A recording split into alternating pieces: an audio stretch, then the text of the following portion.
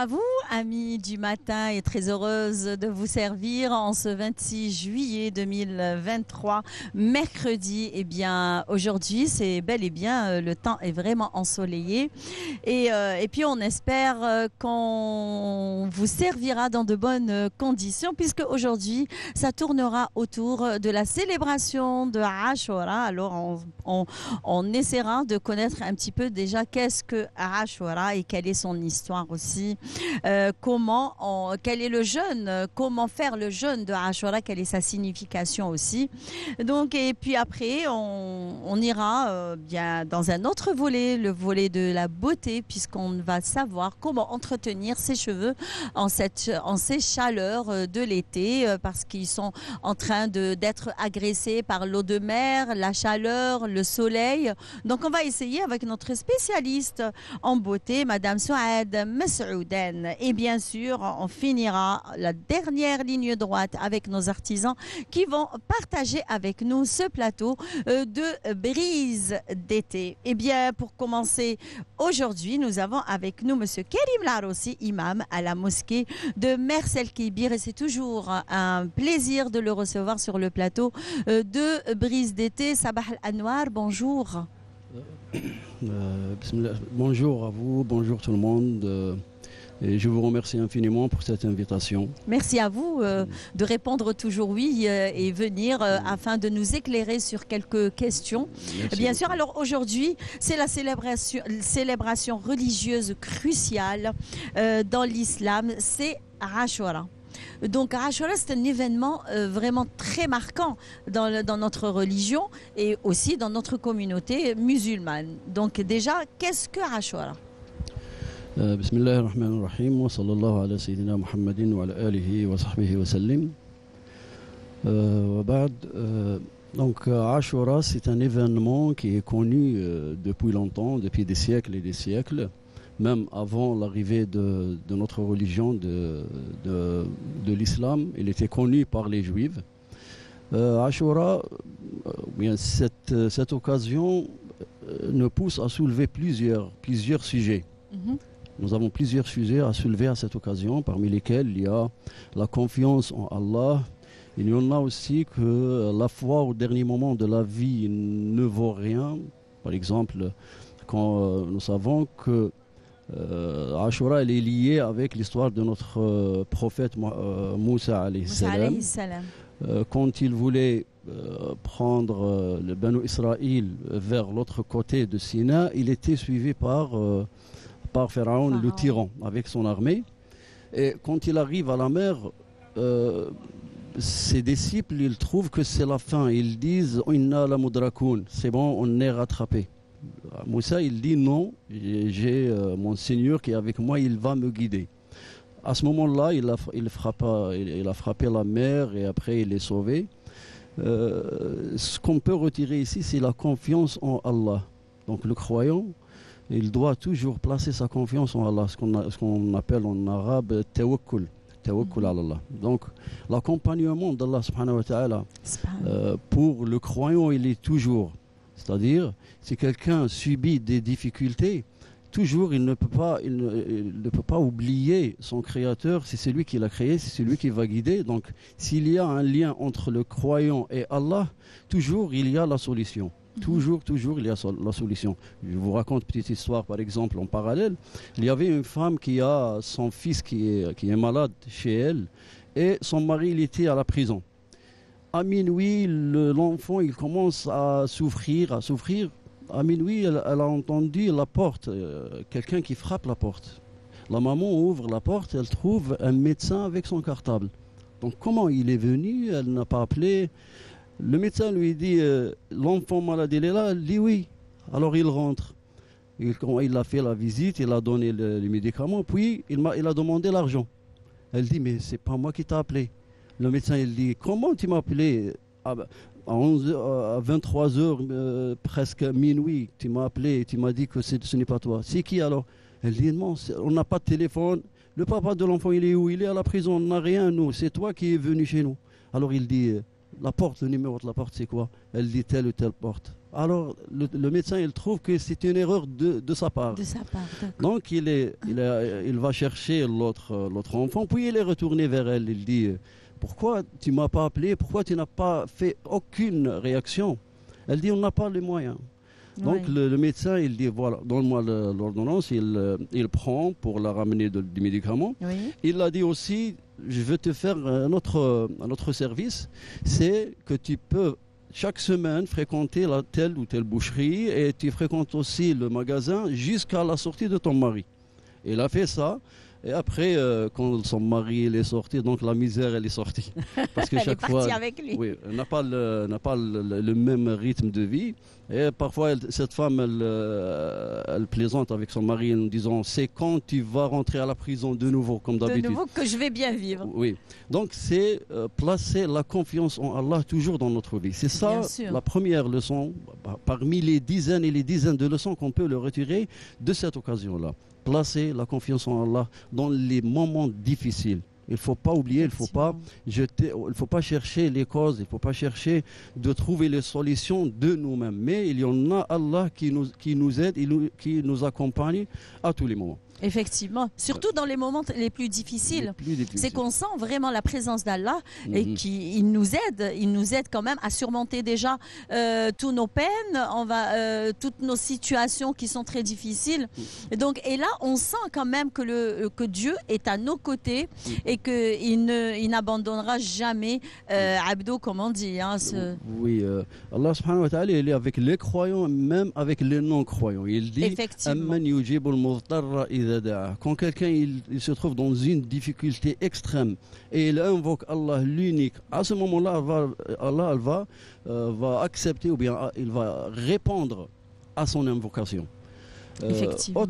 Autre leçon à retirer pendant cette célébration de la fête de Ashura, c'est la parole du tyran en dernier moment de sa vie. Il dit Amantu annahu la ilaha illa alladhi amat bihi banu Israël wa ana min al-muslimin.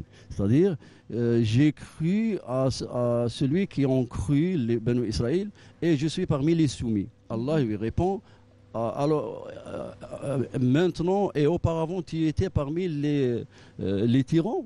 Donc sa foi ici à ce moment-là, il est caduque. Il n'est pas accepté, donc il s'est balancé vers l'enfer éternel. Parmi les leçons à retirer cette fête de Ashura, c'est le mot qanoun. Dans le Coran al-Karim, on trouve sunan, sunnat Allah allati qad khalat min qabl, wa lan tajida li sunnati Allah tabdila. Sunna ici, ne veut pas dire les choses recommandées, mais elle veut dire les lois de la vie. Donc dans notre vie, il y a des lois. Ces lois, elles se répètent au cours des siècles et des siècles. C'est-à-dire qu'il y a un tyran, il ne peut pas persister dans sa tyrannie. Ah, ça c'est sûr. Donc il va, tôt ou tard, il va tomber, tôt ou tard, il va écouler. Il va s'arrêter, il va couler, exactement. Oui. Et il est sous les yeux d'Allah subhanahu wa ta'ala. Ce qu'on a vu aujourd'hui, comme vous m'avez dit tout à l'heure, les incendies qui sont en l'est de... Effectivement, oui. Donc celui qui est la cause ou bien l'auteur de ce crime. De cela, ce n'est pas que les êtres humains ou bien les biens qui ont disparu qui vont juger cette personne, mais même les animaux. Les animaux, ils vont juger cette personne. Donc comment il va répondre? Donc la vengeance divine, elle va intervenir tôt ou tard. Allah il va le dévoiler, même si aujourd'hui il est caché, mais viendra le jour où il sera dévoilé. Et la vérité sera éclairée de toutes les façons. Et Dieu, de toutes les façons, il va les dévoiler tôt ou tard, comme vous avez dit, Shir. Donc, et là, on a su un petit peu qu'est-ce que Ashura, d'où elle vient. Et surtout que Ashura, c'est le 10e jour du mois sacré, de l'un des mois sacrés de Muharram. D'ailleurs, alors l'histoire aussi de Ashura, on en a un petit peu contourné cette histoire. Alors maintenant, c'est que tous les musulmans on va dire, il procède au jeûne de Ashura. Alors, des fois, il y a le 9e, le 10e jour. Il y a même des personnes qui font le jeûne le 8e, le 9e, le 10e. Ou alors le 9e, le 10e, le 11e. Ou alors le 9e et le 10e. Ou alors le 10e. Mais qu'en est-il en vérité sur ce jeûne qui est très important et que, on va dire, l'homme musulman effectue avec un énorme plaisir. Parce que là, quand on parle de Ashura, ils disent « Ah, il faut consommer tel jour ». Donc, est-ce que vous pouvez nous éclairer sur cette question? Le terme Ashura vient du chiffre 10, Ashara. Comme on dit 9, Tasu'a, Ashara, Ashura. Et le prophète, selon Ibn Abbas, il dit que le prophète, chaque fois, il nous demande c'est quand Ashura, c'est quand Ashura. Il demande le moment, le temps pour ne pas rater cette occasion. Donc même le prophète, il cherche les moments bénis et le temps béni, les journées bénies, les nuits bénies, parmi lesquelles il y a la journée de Ashura. Donc Ashura, c'est une journée que le prophète, il fait le jeûne. Déjà, comme on a dit la séance passée, qu'il était une obligation avant que le Ramadan soit prescrit, mais après la prescription de mois de Ramadan, il est devenu Ramadan le pilier et l'obligation. Ashura, il est devenu un jeûne surrogatoire recommandé. La valeur du jeûne de cette journée, c'est qu'elle efface les péchés d'un an, l'an précédent. Mais ce qu'on doit soulever aussi, c'est que le jeûne de Ashura, il n'efface pas les grands péchés, il efface les petits péchés. Justement, Cheikh Nad, j'allais justement arriver à ce point qui est très important, parce que quand on dit il efface tous les péchés de l'année dernière, donc ça ne nous permet pas de faire des péchés. Ensuite, on se dit, tiens, on va jeûner et je vais tout effacer. Donc ça ne marche pas. Hein. Oui. Comme une ruse. Exactement. S'il efface tous les péchés, c'est-à-dire que quelqu'un peut faire tout ce qu'il veut, et quand il vient le jour de Ashura, il cherche que ses péchés seront expiés. Mais ce n'est pas juste. Les péchés qui sont expiés, ce sont les petits péchés, c'est-à-dire quand quelqu'un entend la médisance, quand il regarde quelque chose, mais pour les grands péchés, ce qu'il efface, c'est le repentir. C'est de repentir. Par exemple, on sait que le pèlerinage, le jeûne, la prière effacent les péchés, mais ils n'effacent pas les grands péchés. Quelqu'un qui fréquente les charlatans et les voyants, donc cela ne sert à rien. Alors, donc, il faut le dire en arabe. Hada shirk billah. Dans un hadith authentique, le prophète nous dit évitez les 7 péchés, les 7 grands péchés. Et quels sont ces 7 grands péchés? Le polythéisme, shirk, as-sihr, la sorcellerie, qatl al-nafs, l'assassinat, akl al-riba, c'est-à-dire les intérêts ossuaires, akl mal al-yatim, c'est-à-dire détruire les biens de l'orphelin, c'est-à-dire s'enfuir pendant la bataille quand les musulmans confrontent l'ennemi et quelqu'un s'enfuit, donc c'est un grand péché. Et le dernier grand péché cité dans ce hadith, c'est jeter des mensonges sur la dignité des hommes et des femmes. Quelqu'un qui dit que cette femme elle a fait ça, cet homme il a fait ça, c'est un grand péché que le jeûne de Ashura, même la prière, pourra jamais effacer. Ne pourra jamais. Il ne fait rien devant ce type de péché. Effectivement. Donc, ce qu'on doit aussi souligner et soulever, que les grands péchés ne seront pas effacés par le jeûne, même le jeûne obligatoire, même le pèlerinage. C'est-à-dire la personne qui, s'il veut repentir, s'il veut avoir un repentissement sincère, c'est qu'il demande pardon de l'opprimé. Il doit contacter l'opprimé, voilà ce que j'ai fait, alors pardonne-moi. Il n'a pas besoin d'un jeûne ou de quelque chose. Donc il doit demander pardon de la personne qui a fait l'injustice. Voilà. Donc, le prophète, quand il a dit ça, il faut même les compagnons, les savants, il y a un consensus sur ça.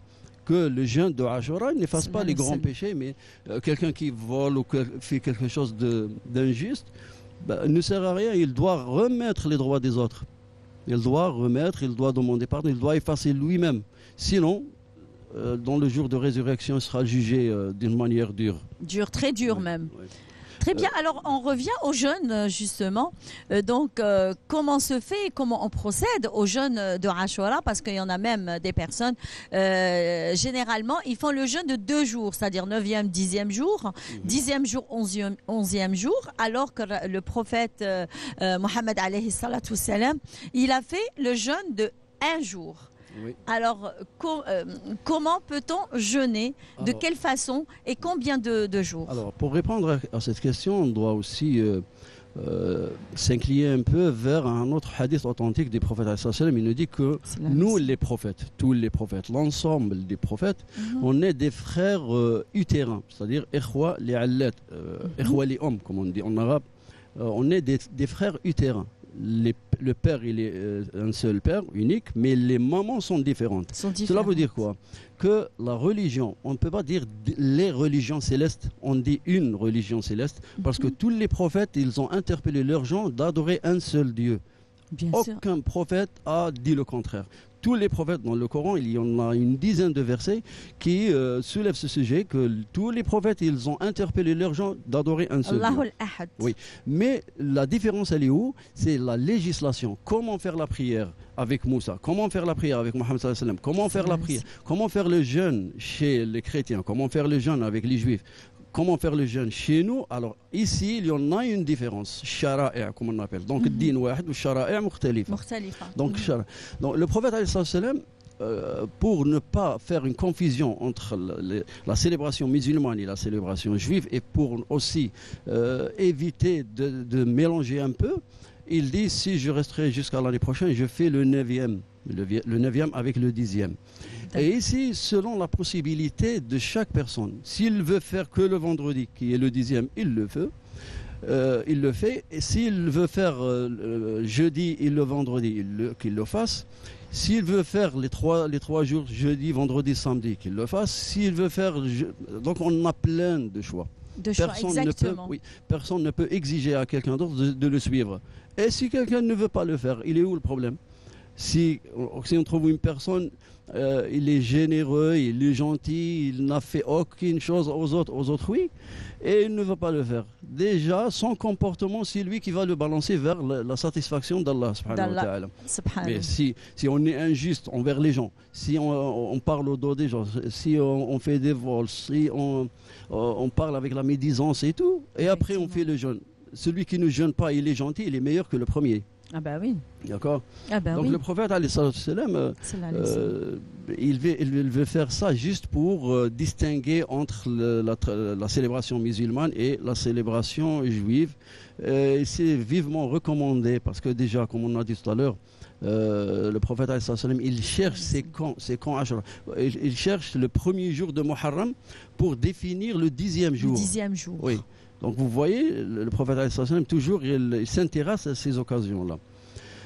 Parmi les sujets soulevés à ce mois, nous avons l'immigration du prophète alayhi salatu salam. Ce que vous avez dit tout à l'heure que pour les mosquées. Oui. Donc le moment de Ashura ou bien le séjour de Ashura, nous avons ces sujets qui sont soulevés. Et en parallèle, effectivement, de quelle façon on célèbre justement la nuit de Ashura, ou alors le jour de Ashura en milieu des mosquées?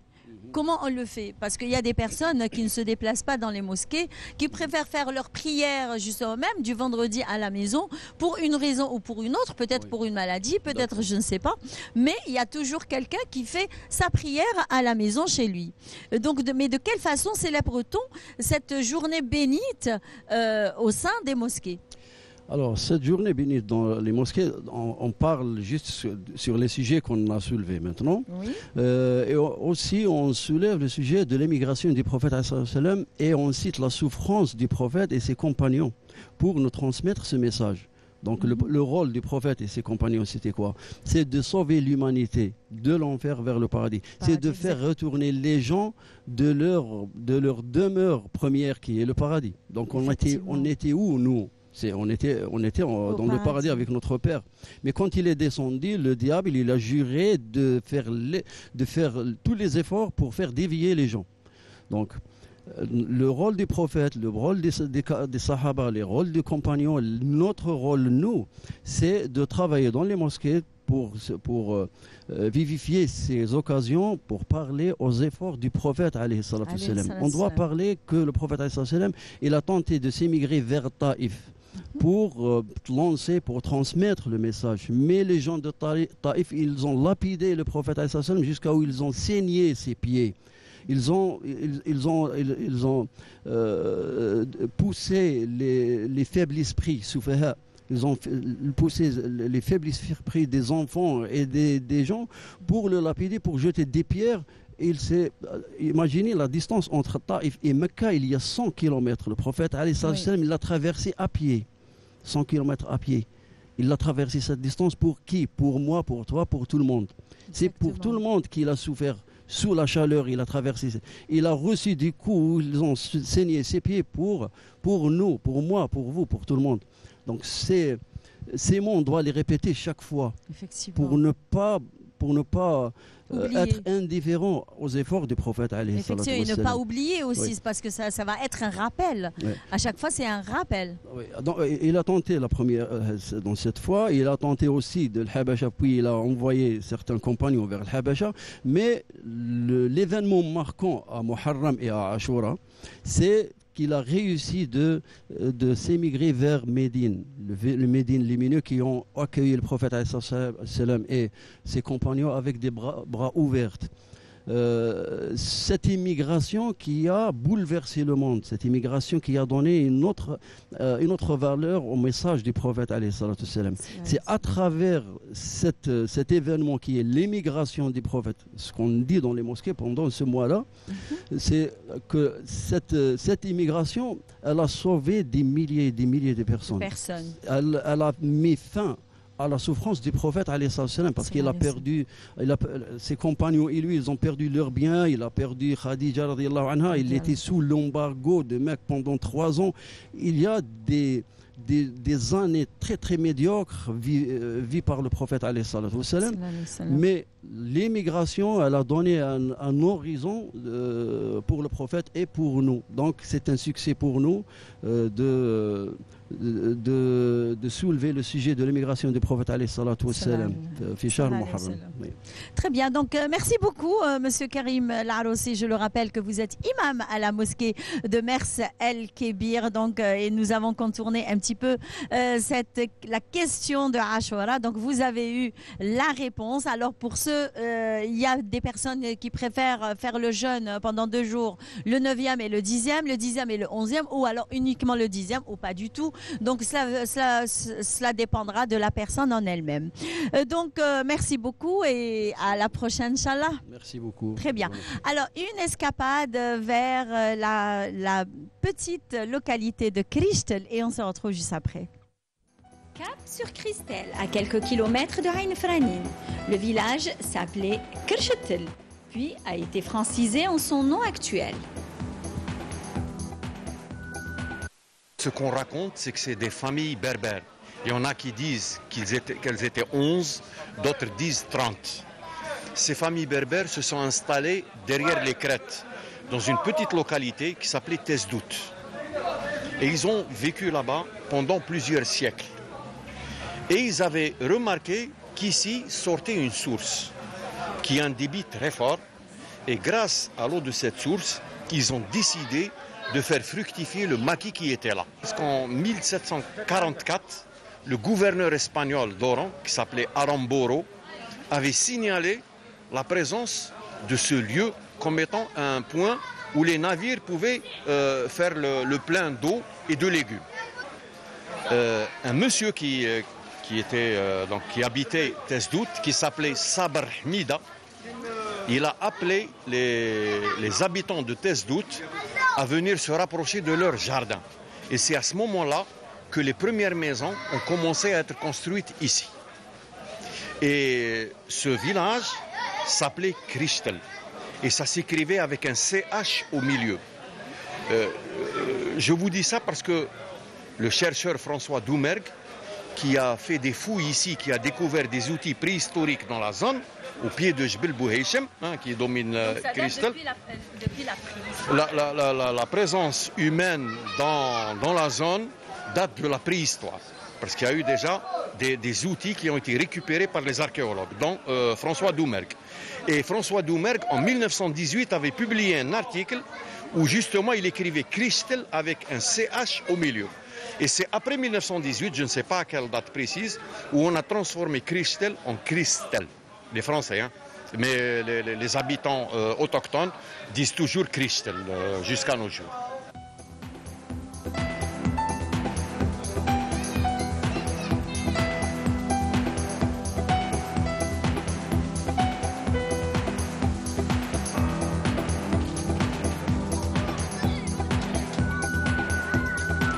J'ai justement quelques amis ici. Justement, alors lesquels?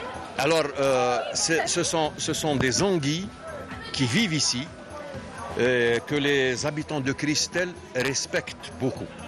Ils leur ont même donné un nom, Serbah. Serbah qui vient du berbère Serbah, qui veut dire le bienfaiteur. Et en fait, cet animal est respecté parce que c'est un critère de pureté de l'eau. Tant que l'anguille vit ici, ça veut dire que l'eau est bonne. Si l'anguille déserte, ça veut dire que l'eau est polluée. Christel vit principalement de deux grandes activités.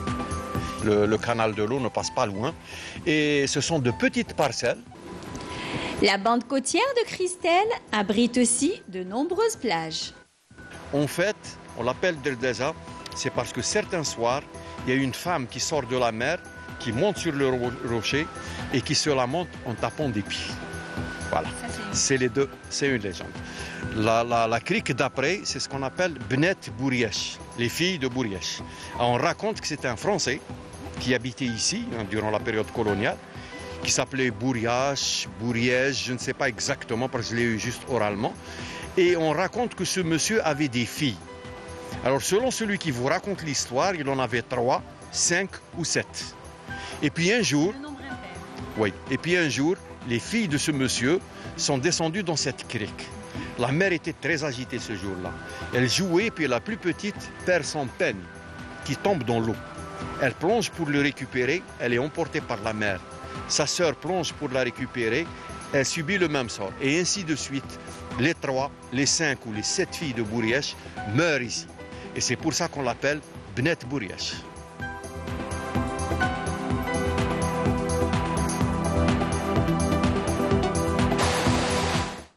De retour sur notre plateau et avec notre invité, c'est Souad Mesoudan qui va nous conseiller sur l'entretien de nos cheveux. Alors ça concerne beaucoup plus les cheveux qui sont abîmés, qui se sont abîmés aussi vu les conditions climatiques et ainsi de suite. Donc on va voir avec elle, avec Souad Mesoudan. Alors elle est experte en beauté. Bonjour. Bonjour. Le micro? Oui, bonjour. Voilà. Bonjour Ça va à toutes et à tous. Vous allez bien? Alhamdoulilah. Pas trop de chaleur? Non, ça va, ça peut aller. Le micro. Oui. Voilà, très bien. Alors aujourd'hui, ça tournera autour de, on va dire, de la chevelure. On dit que le 50% de la beauté d'une femme, c'est ses cheveux. Oui, effectivement. Souvent, les cheveux sont abîmés par les agressions extérieures, soit par les produits chimiques mal adaptés, effectivement, ou soit des par fois le séchoir, le lisseur, oui, qui fait vraiment très très mal aux cheveux. Exactement, soit par les conditions climatiques, oui. Telles que le soleil, le vent, le sel de mer, le chlore de la piscine, des fois même la chaleur qui oui, dessèche vraiment le cheveu, et c'est pas évident. Oui. C'est la chaleur. Très bien. Alors ce sont les causes déjà, oui, les causes, voilà, des cheveux qui très bien. Donc, mais comment réparer ces cheveux? De quelle façon on peut procéder à réparer nos cheveux? Alors pour cela, j'ai sélectionné 2 masques maison. D'ailleurs, ça m'a plu, hein. Vos masques m'ont vraiment plu parce qu'il y a un petit moment, chers amis téléspectatrices, Madame Saouden a commencé à me parler sur les masques qu'on peut éventuellement utiliser afin d'avoir une très belle chevelure. Et croyez-moi que ce sont des masques très, très à la portée de tout le monde et très faciles à préparer. Oh oui, exactement. Le micro, madame? Oui, pardon. Alors, j'ai sélectionné 2 masques maison Oui, qui sont très faciles à réaliser. oui, Le premier à base de la moelle de bœuf. oui. Donc la moelle de bœuf, c'est facile à trouver. Il suffit juste d'aller chez le boucher. Mhm. Et on va donc la quantité de la moelle de bœuf dépend de la longueur des cheveux. Des cheveux. Mhm. Voilà, on va fendre la moelle de bœuf au bain-marie. Mhm. D'accord. Et on ajoute 2 cuillères à soupe d'huile d'argan ou de beurre de karité, parce que les deux réparent le cheveu. D'accord, C'est le beurre de le karité, beurre de karité, mais pas de ceux de la contrefaçon. Hein, il faut faire très attention. L'huile naturelle, oui, je parle de l'huile naturelle. Mhm. Et on ajoute 2 cuillères à soupe de vinaigre de pomme Ah, qui donne la souplesse et la brillance à la chevelure. effectivement, oui. Donc on mélange le tout et on filtre pour enlever tout résidu qui peut se coller aux cheveux. Parce que la moelle, on trouve des résidus. Des résidus. Et on applique Le micro. on applique sur la chevelure, sur toute la chevelure, du cuir chevelu jusqu'aux pointes, Mhm. bien sûr en passant par les longueurs, Mhm. et bien massé. Ensuite, on recouvre la tête avec un papier film et on laisse poser minimum 1 heure ou 5 heures, c'est-à-dire plus on laisse le temps, plus le cheveu est réparé Mieux et c'est. reconstitué. Très bien, parce voilà. que de toutes les façons, mesdames, vous ne serez pas vraiment gênées. Par exemple, un week-end, un vendredi ou un samedi Oui, matin, quand on se réveille, avant de prendre son petit déjeuner, eh bien, on peut l'appliquer éventuellement sur les cheveux et puis prendre son petit déj, Voilà. puis faire son ménage. Voilà, et puis on peut atteindre jusqu'à 5 heures hein, de Oui, toutes les oui, façon. Donc, Même toute la nuit, hein, on laisse poser, même comme Ben j'ai oui, dit, ça va pas gêner, oui, hein. ça n'a pas, enfin, ça va pas gêner. gêner, Oui, exactement. pardon. Voilà. Donc, et puis la moelle de bœuf aussi, il faut rappeler qu'on peut la trouver chez le boucher. Ouais. Donc, généralement, on l'achète pas, généralement.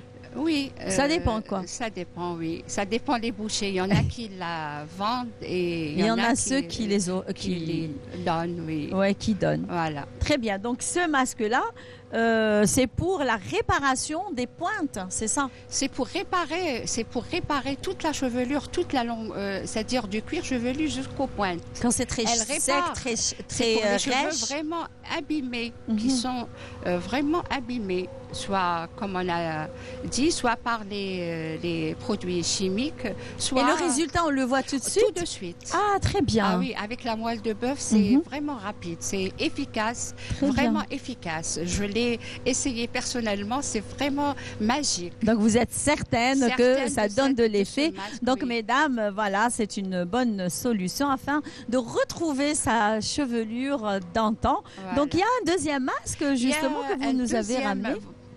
le second masque, c'est à l'avocat. C'est pour les cheveux desséchés. D'accord.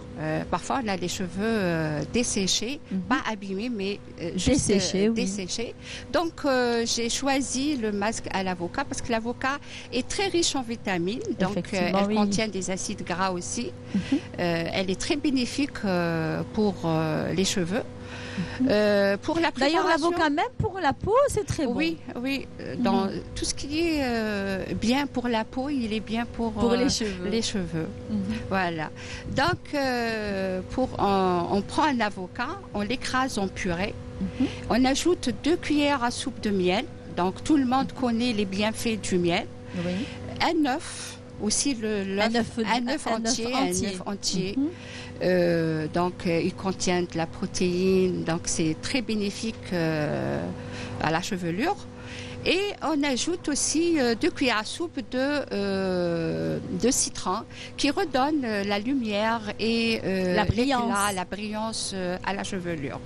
Effectivement. Donc, et comment on l'applique? C'est pareil, c'est la même procédure. Donc, on applique sur toute la chevelure. On laisse poser. On couvre toujours les cheveux avec du papier film et on laisse poser pendant minimum 1 heure. On peut aller c'est comme le premier masque d'ailleurs. C'est pareil, c'est la même chose, oui. Et après, on passe au shampoing, on rince et surtout c'est-à-dire le shampoing doit être adapté à la chevelure. Donc il doit être spécifique pour ne pas altérer aussi après avec le shampoing les cheveux. Très bien. Voilà. Et avant de finir, j'ai quelques conseils pour protéger les cheveux. Surtout ça, d'ailleurs, j'allais vous poser la question, est-ce que vous avez d'autres conseils? Parce qu'il n'y a pas que des masques, on va dire, afin de préserver la chevelure. Donc au lieu d'arriver jusqu'à avoir une chevelure qui est abîmée, donc il vaut mieux essayer d'empêcher, de protéger la chevelure. Donc il vaut mieux prévenir que guérir. Exactement. Voilà. Alors, moi, je voudrais dire, il faut réduire le nombre de shampoings. Le lavage fréquent, ça dessèche le cheveu. Il faut faire très attention. Il faut mettre l'écran pour cheveux. Si on va à la plage ou à la piscine pour protéger les cheveux. Donc, ça existe l'écran pour cheveux. Si on ne trouve pas, on peut utiliser les huiles solaires qui protègent la peau. On peut le mettre aussi pour les cheveux. On peut mettre l'huile parce que on n'est pas encore arrivé, je crois, pour l'écran pour cheveux. Je crois qu'il y a peu sur le marché chez nous. Donc on risque pas de le trouver. On peut toujours protéger nos cheveux avec des huiles, voire même protecteurs, parce que et mettre un foulard ou un chapeau. Il ne faut pas s'exposer trop les cheveux. Surtout quand le soleil tape très fort. Voilà. C'est le dernier conseil. C'est le dernier conseil. Et merci pour votre attention. Alors, juste une toute dernière question. Est-ce que ces 2 masques, ils vont avec des cheveux colorés? Oui. Sauf là, il y a les huiles. Il y a certaines huiles qui altèrent la couleur des cheveux. Donc, si on ajoute de l'huile, donc il faut tenir compte de ça. Comme par exemple l'huile de coco, elle vire vers le orangé pour les cheveux colorés ou clairs, décolorés plutôt, ou les cheveux clairs. Donc ça vire, mais on peut mettre l'huile d'argan, ça décolore pas. Donc il faut tenir compte de certaines huiles qu'on ajoute au masque. Parce qu'il y a même l'huile d'olive, je pense qu'il change la couleur des cheveux. Il y a certaines, pas toutes les huiles, mais certaines huiles qui altèrent la couleur. Et quelles sont ces huiles qui altèrent? Surtout, moi, ce que j'ai remarqué, c'est surtout l'huile de coco. L'huile de coco, il vire les couleurs claires vers le orangé. Ah d'accord, donc il faut l'éviter pour les cheveux colorés. Les cheveux colorés. Et est-ce que les 2 masques vont avec les types de cheveux? Parce qu'il y a les cheveux gras, il y a les cheveux secs, il y a les cheveux normaux. Donc pour les cheveux gras, il faut pas utiliser. Il faut juste appliquer sur les pointes. Les pointes. Pas sur le cuir chevelu. Voilà. C'est tout. Très bien. Donc, merci beaucoup, Souaed Messaouden. On le rappelle que vous êtes experte en beauté. Donc, merci d'avoir accepté notre invitation. On espère vous recevoir dans d'autres occasions et nous parler d'un autre sujet, peut-être sur la peau, l'entretien de la peau, pourquoi pas. Donc, on espère vous recevoir sur d'autres plateaux. Et voilà, donc... Eh bien, on y va vers du moment qu'on est en été, qu'on est en pleine saison estivale, le soleil est là, on va dire la petite brise d'été qui est là, qui est présente en cette matinée. Eh bien, nous allons tout de suite découvrir un passionné de nature et de verdure et de jardinage. Surtout, on se retrouve juste après.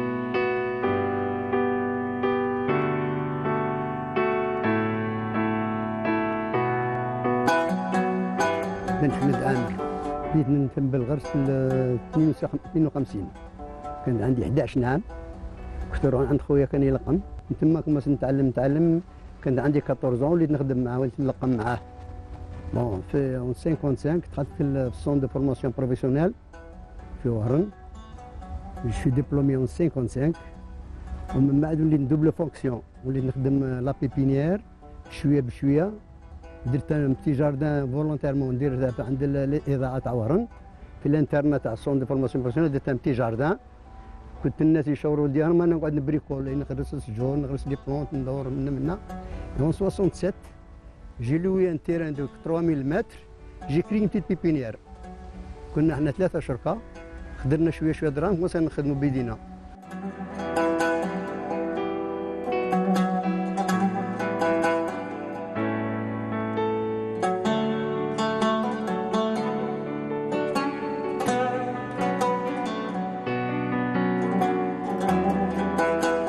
انا الاول جي ديماري افيك دي زاغروم درت 100 بلونت لا ماندارين 100 كليمونتين 100 سيتروني 100 تامسون à l'époque en 68 j'ai commencé بصح من بعد قاعد ندير لورنومون شويه بشويه ندير لورنومون قاعد ندير لي فلور قاعد ندير لي روز اي ولي ندير لي بلونت انتيريور جي اغروندي دوسمون كبرت عندي 450 470 فاريتي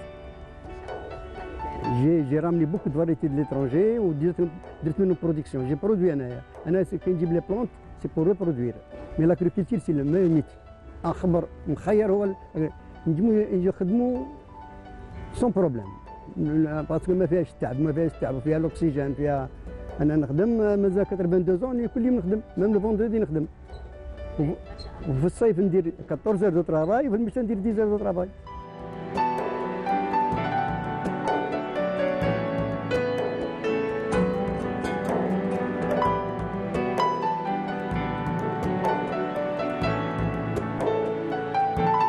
نحب لي بلونت دروك راني عندي 83 زون نتقلق الصباح باه نجي لا بيبينيير تاعي جي 6 هكتار تاع بيبينيير جي 450 ولا 500 فاريتي كاع نشوفهم كاع نخيرهم بالوحده تخصني وحده نعرف بلي خاصني وحده يجوا الناس هنا نوريهم كي يخدموا نوريهم كي يلقموا نعتلهم نوريونتيهم يجوا عندي صحاب الانستيتيو تاع تلمسان يجوا عندي التلاميذ تاع يتعلموا بزاف ميم تاع ليستو يجوا عندي يتعلموا يجوا هنا نعطيهم معلومات نعطيهم لي فاي نقول لهم لقطه ديروا لي فاي ديروا في لي كايي نسالهم ومن بعد اللوندومان يجوا عندي نعطيهم لي نو نعطيهم كيفاش يغرسوا كيفاش يربوا كيفاش يديروا لا بولينيزاسيون اللي يبغي يتعلم يجي يتعلم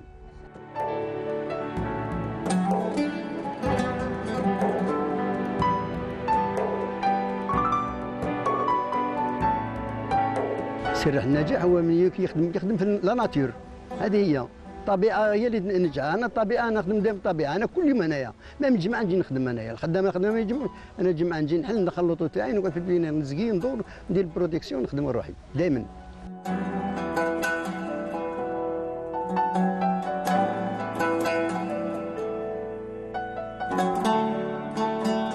الصغار هذو اللي يبغوا يخدموا في الفلاحه فيها النجاح وفيها النقاوه وفيها طوالة العمر ربي يطول عمره اللي يخدم في الفلاحه ربي يطول عمره باسكو يخدم غير في لا ناتور هي الفلاحه هي اللي فيها الصح وفيها اللي فيها النجاح حاجه اخرى ما كاش كل شيء يروح يبقى غير فلاحه ان شاء الله. Et voilà, de retour sur notre plateau. Et moi, je commence toujours avec nos invités, même en dehors de la caméra. Donc, j'essaye un petit peu de savoir parce que je suis très rapide et je suis très curieuse aussi. D'ailleurs, j'avais commencé avec notre invitée, c'est Madame Leïla Bouchiri. Alors, elle est spécialiste dans l'art culinaire. Bonjour. Bonjour. Ça va? Ça va الأنوار. نورتينا le plateau avec des gâteaux. كعك وهرنا راه حاضر اليوم تراديسيونيل لازم يكون حاضر في كل المناسبات. l'incontournable. في كل المناسبات. Ça va? Ça va الحمد لله والله الحمد لله. كنعاود نولي لك. D'ailleurs, on a avec nous aussi alors une personne que vous allez découvrir, vous allez voir les merveilles que prépare et que confectionne cette personne, c'est Monsieur Nourdine Qadi. Alors lui, il est artisan et fabricant de bijoux. Bonjour. Bonjour madame. Merci d'avoir accepté notre invitation. مرحبا بك الله معنا. يسلمك madame. Merci. Très bien. Alors vous êtes dans la confection de bijoux, donc et surtout les bijoux en argent. Non, je suis un artisan bijoutier depuis plus de 40 ans que je suis dedans. Donc maintenant, je suis de plus dans la création et dans la personnalisation des bijoux. Donc maintenant, je ne travaille plus le travail de scierie, quoi. C'est des pièces spéciales. Uniques. Uniques. Uniques, que vous dessinez vous-même ou alors c'est le client qui vient Non, en général, on travaille ensemble avec le client. Il nous donne des idées. Comme il veut le bijou, selon la personnalité, voilà, on la personnalise. C'est un bijou qu'on puisse travailler, moi et le client. Ça c'est d'une rareté. Oui, c'est vrai. Ça, c'est d'une rareté parce qu'on ne trouve pas actuellement des bijoutiers, voire des créateurs de bijoux, afin de nous personnaliser nos bijoux. Non, il y a des créateurs de bijoux. Il le crée à sa manière et tout. Donc, c'est un bijou pas personnalisé, unique. Unique, voilà. Mais quand on le personnalise, ça veut dire le client, il nous donne l'idée, qu'est-ce qu'il veut comme bijou. Oui. Et nous, on l'aide aussi dans des idées, dans la conception et tout. Mais la plupart du temps, c'est leurs idées qui se sont dedans. Ah bah oui, c'est ça. Voilà, c'est que le bijou, il reflète déjà la personnalité de la personne. La personnalité qui fait sa commande, voilà, etc. Ouais. Donc, et là, je vois que vous êtes spécialiste surtout dans l'argent, c'est ça? Non, la bijouterie, il n'y a pas une spécialité dans l'argent ou dans l'or ou dans le maillot. Un bijoutier qualifié, il peut travailler n'importe quelle matière. Très bien, donc pour un bijoutier, un créateur, donc un artisan bijoutier. Un artisan bijoutier, c'est qu'il peut même manier que ce soit l'or ou alors l'argent, le platine. C'est la même base. Voilà, c'est le métal qui change. C'est le métal qui change. Soit argent, soit or, soit platine, soit le cuivre, ça dépend. Très bien. Alors, et là, c'est que j'aimerais bien savoir et connaître comment vous êtes arrivé à être artisan bijoutier. Bon, premièrement... Est-ce que c'est par hérédité? Non, c'est par coïncidence. Par passion ou par coïncidence? Voilà. Bon, c'est des années 80. J'ai fait ma formation en 82. Oui. 82-84, au centre de formation professionnelle d'art traditionnel. Oui. Donc, quand j'ai rentré dedans, je travaille, j'ai fait mon diplôme et puis j'ai travaillé chez des artisans d'autres. Et puis, avec un temps, j'ai ouvert mon magasin moi-même, un petit atelier d'un artisan. Et je commence à travailler un peu de scierie et tout. Et avec le temps, puisque j'ai plus de 40 ans dedans, donc... bah oui, 40 ans, c'est pas... Donc, c'est automatiquement un artiste... C'est une vie. Voilà, un artiste est automatiquement qui rentre dans un autre univers. Effectivement. Comme maintenant, je ne peux plus travailler comme un travail de scierie, quoi. Ça me rend comme un commerçant. Mais quand on personnalise, comme vous, par exemple, vous venez, vous me demandez, je veux ça, je veux ça, je veux ça. Oui. Et après... impossible de le retravailler pour quelqu'un d'autre. C'est aussi mon principe. Donc ma pièce sera la mienne. Unique. Elle sera unique. Unique. Ah ben voilà, on va être vraiment très unique, hein, mesdames. Hein. Très bien. Et là, je vois d'ailleurs quand vous êtes rentrés, quand vous m'aviez mis toutes ces belles pièces ici sur cette table, c'est que j'ai vu, je vous ai dit, ça c'est magnifique. Oui. J'ai dit waouh. Oui. Voilà. Donc, je ne sais pas si on peut zoomer sur cette pièce qui est vraiment magnifique. Alors, et je veux vous donner le secret. Qu'est-ce qui m'a attiré dans cette pièce? C'est quoi? Je vais vous dire. Alors, ce qui m'a attiré dans cette pièce, moi, personnellement, ce sont les boules qui me font rappeler les anciennes chaînes en or que portaient nos grands-mères. D'ailleurs, et même cette pièce en forme d'une boîte, moi je dirais que c'est en forme de mesquilla. Voilà, mais en général ça c'est une autre inspiration, parce qu'à l'origine c'est une boîte. Ah d'accord. Et avant dans le temps, Oui. les femmes, qu'est-ce qu'ils mettent? Elles ouvrent. Effectivement, oui. Elles Oui, s'ouvrent oui, elles et avaient des mettent. breloques. Voilà, non, la boîte elle-même, elle s'ouvre. Mhm. Et elles mettent le herz, qui m'engoulou hna, le herz. Oui. Elles les mettent dedans. Déjà, Mhm. son De nom, protection, oui. voilà, son nom, il s'appelle le herz. Ah, d'accord. Donc, Une porte-amelette, voilà. et en plus, c'est que ça perdure. Ah, mais bien Justement, sûr. ce modèle perdure, c'est-à-dire à travers les années, il n'a jamais perdu sa valeur. Non, il perd, et au contraire, de plus en plus, il monte dans sa valeur parce que c'est des choses qui sont culturelles que commerciales, parce Que que c'est commercial. commercial. Et dans un bijou pareil, quand on le travaille comme ça, on le caresse pendant 15 jours. On le touche chaque 15 jours et on le transmet un amour dedans. Dedans, C'est exactement. pas la même chose quand on le travaille avec une machine, on l'estampe et puis on le passe à la finition et puis ça se passe. Mais là, il y a plus de 500 opérations à faire dedans. Ah, Pour travailler ça, oui. 500. Plus qu'on entre. Quand vous dites 500 opérations, c'est-à-dire Non, 700 trucs à toucher. Ah, d'accord, Parce 700. que vous voyez des anneaux, ça par exemple, des anneaux, Justement, oui, oui, une oui. par une. Une par une. Le dessin aussi des boules que vous avez vues, chaque anneau est toute seule. C'est un vrai travail de minutie. Voilà, c'est pour hein. cela que je vous donne. Et de concentration aussi. hein. Mais bien sûr. Et la patience. Et la patience. Quand il y a Voilà, la vous êtes vraiment patience,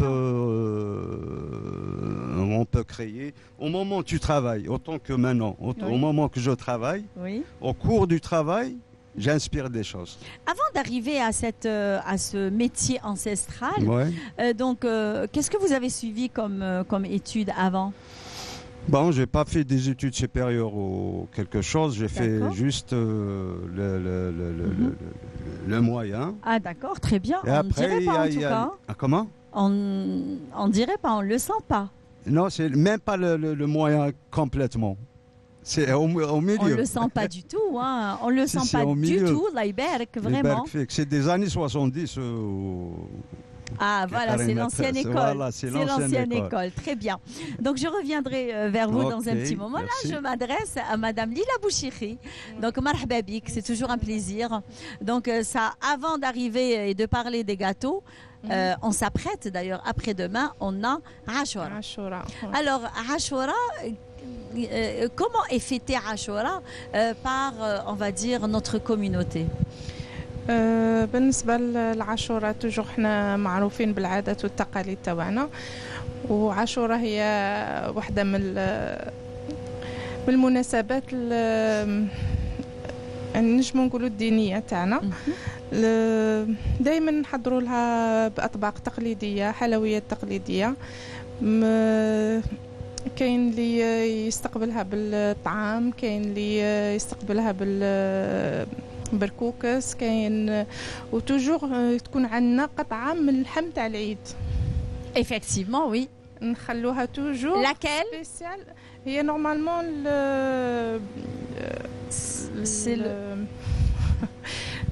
ما عرفتش كيفاش نوصل لك هاك المعلومه لا ديرنيير بارتي تاع La dernière partie du mouton. دو موطا Mhm. ونخلوها توجور العاشوراء Oui. هذه تقاليد Alors ici à Oran, je crois que vous allez vous joindre à moi.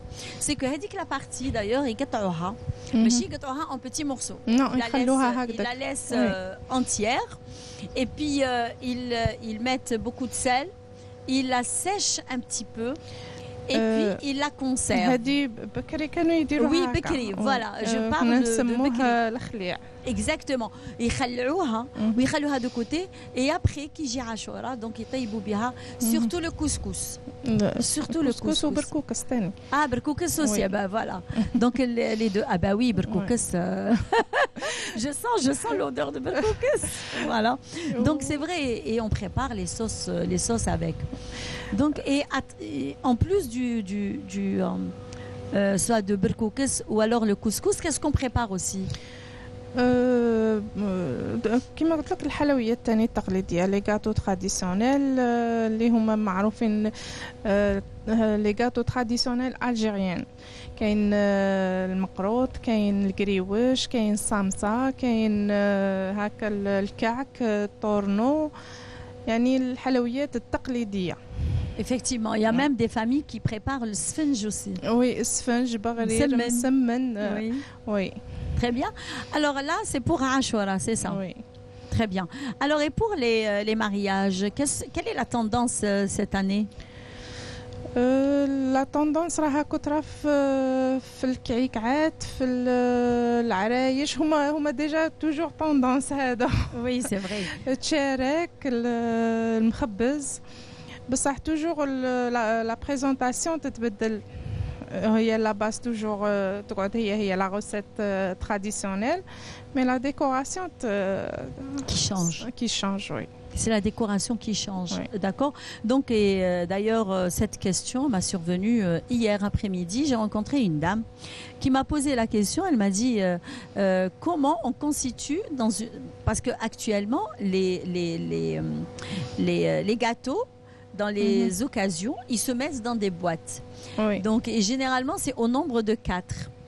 Donc, comment on peut constituer une belle boîte de gâteaux? Il y a de préférence نديرو de chaque modèle باش كيما قلت لك من قبل l'invité كاين اللي ما يبغيش اللوز كاين اللي ما يبغيش العسل كاين اللي ما يبغيش alors في لا boîte de préférence نديرو حاجه معسله حاجه بالطليه حاجه شوكولا وحاجه تكون sans cuisson. De préférence ou la majorité هكا يعمروا les boîtes تاع les mariages. Très bien. Alors, et parlons de votre formation. Est-ce que vous avez suivi une formation afin d'aboutir à confectionner de bons gâteaux comme ceux que vous nous avez ramenés en cette matinée? Oui, bien sûr.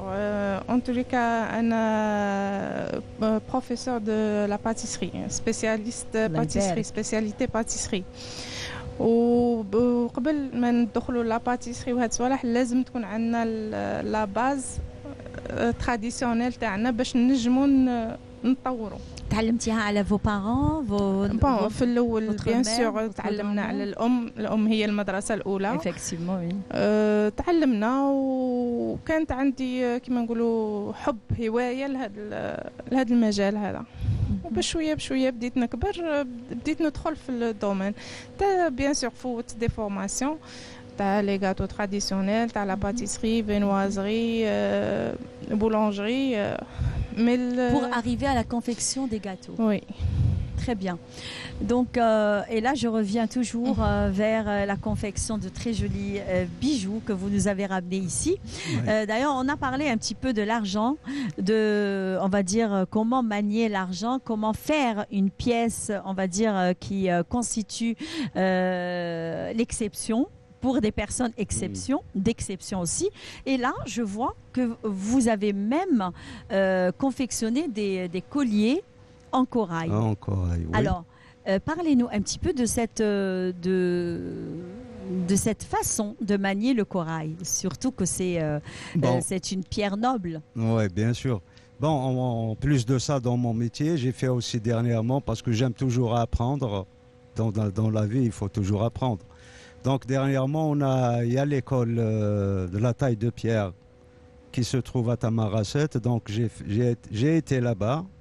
J'ai fait même un stage de lapidaire. Lapidaire, celui qui taille les pierres, et puis un lapidaire, quoi. Et donc le corail, je le taille depuis X temps, parce que le bijou kabyle en général, il a besoin du corail. Du corail. Donc j'ai une petite expérience. Mais ces derniers temps, j'ai été au centre, un nouveau centre de formation qui se trouve à Tamaracet pour des artisans. Et j'ai fait mon stage là-bas. Puis, et ça après, c'est un stage de combien de jours? Bon, pour comme moi, un professionnel, une vingtaine de jours, 25 ça jours, suffit. c'est très, très largement. Parce que c'est dans l'artisanat en général, c'est les techniques qu'il faut connaître. C'est pas la période. Bon, il y a la période, mais quand vous n'êtes pas à la hauteur d'apprendre facilement, c'est difficile. Même vous restez des mois et des mois. Des années aussi, voilà. On ne peut pas apprendre. Mais de plus, il faut apprendre dans la bijouterie, il faut apprendre les bases. Les bases, et sur des bases, vous allez découvrir un petit peu. Vous avancez vous découvrez des choses et de créer des choses. Donc, Alors là, vous êtes professionnel. Vous êtes 40 ans de carrière dans la bijouterie. Donc, et qu'en est-il pour la formation? Est-ce que vous procédez à la formation de jeunes? Non, la formation, je l'avais fait, ça fait depuis. J'ai formé plus de 100 élèves, mais pas ici à Oran. Ici à Oran, j'ai formé une vingtaine. D'accord. Et maintenant, actuellement, j'ai des apprentis qui apprennent chez moi aussi. Ah, c'est bien. Ouais. Et il y a des femmes, des hommes? Il y a de plus des étudiants. C'est des étudiants. C'est ça l'avantage que j'ai moi aussi. Parce Oui. que quand ils viennent, ils aiment le métier. C'est par amour qu'ils viennent. Donc c'est facilement à apprendre. Quand on aime la chose, c'est facile à l'apprendre. Est-ce qu'il y a la disponibilité de la matière première que C'est vous utilisez, comme le corail, comme ouais, l'argent Mais des fois, il y a le vide de la matière. On ne la trouve pas sur le marché.